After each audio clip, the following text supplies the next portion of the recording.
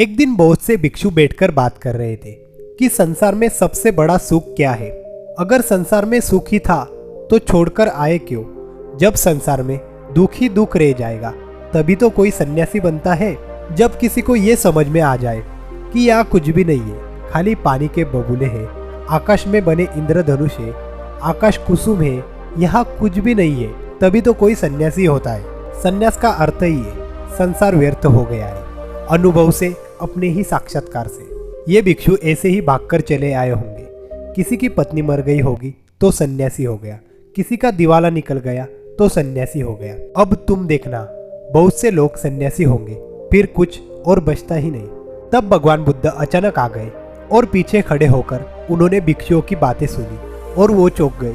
फिर उन्होंने कहा, भिक्षु होकर भी ये सब तुम क्या कह रहे हो? ये सारा संसार दुख में है। इसमें तुम बता रहे हो कोई कह रहा है राज्य सुख, कोई कहता है काम सुख। इसमें तुम बता रहे हो कोई कह रहा है भोजन सुख, स्वाद सुख। ये सब तुम जो कह रहे हो, क्या कह रहे हो? ये सुनकर मुझे आश्चर्य होता है। अगर इस सब में सुख है तो तुम यहाँ क्यों आए? बुद्ध ने कहा, दुख सत्य है और सुख नहीं है ऐसा नहीं है, पर संसार में नहीं है। संसार का अर्थ ही है जहाँ सुख दिखाई पड़ता है और है नहीं, जहाँ आभास होता है, प्रतीत होता है, इशारे मिलते हैं कि है, लेकिन जैसे जैसे पास जाओ पता चलता है नहीं है। शिष्य बोले, फिर सुख कहाँ है? बुद्ध ने कहा, बुद्धोत्पाद में सुख है।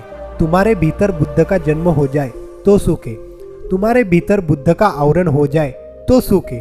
बुद्धोत्पाद ये अनोखा शब्द है। तुम्हारे भीतर बुद्ध का उत्पन्न हो जाए तो सुख है।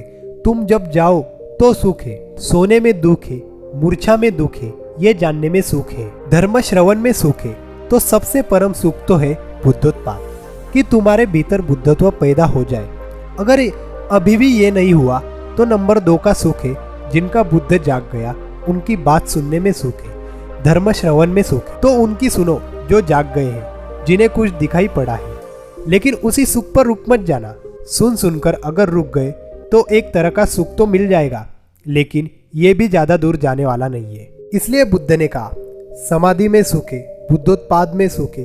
ये तो परम व्याख्या हुई सुख। फिर ये भी तो हुआ नहीं है, तो उनके वचन सुनो, उनके पास उठो बैठो, जिनके भीतर ये क्रांति घटी है, जिनके भीतर ये सूरज निकला है, जिनका प्रभात हो गया है, जहाँ सूर्योदय हुआ है, उनके पास रमो।